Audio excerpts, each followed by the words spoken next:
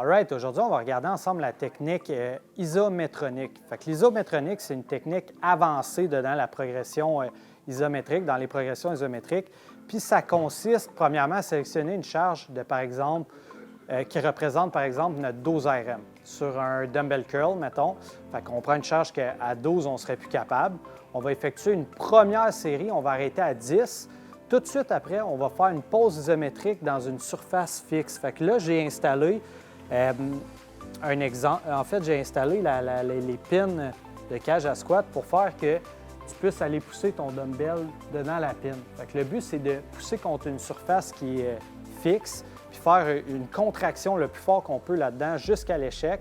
Puis tout de suite après, troisième partie de la technique, on va faire le plus de répétitions partielles jusqu'à l'échec. Fait qu'on va regarder ça ressemble à quoi parce que je sais que c'est un petit peu compliqué à comprendre de même. Fait que par exemple, que Cédric a pris une charge qui représente son 12 RM pour son dumbbell curl. On va commencer par faire 10 reps. Fait qu'il va arrêter à 10. Fait qu'un peu avant l'échec. Puis là, on les fait en pleine amplitude avec un tempo normal. 4, 5 jusqu'en haut. 6, 7, 8, 9,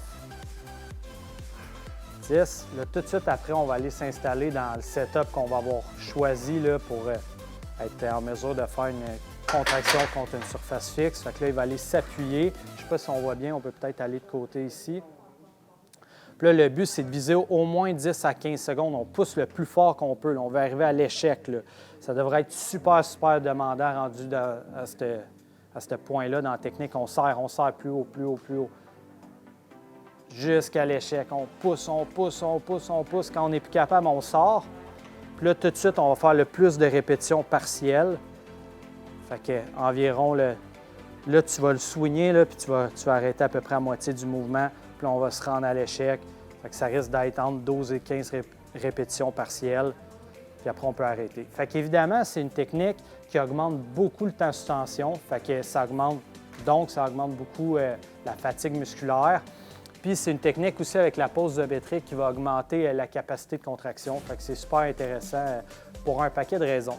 Si on n'est pas capable de faire un setup qu'on va aller pousser dans une surface fixe, on peut le faire avec un partenaire. Fait que reviens ici.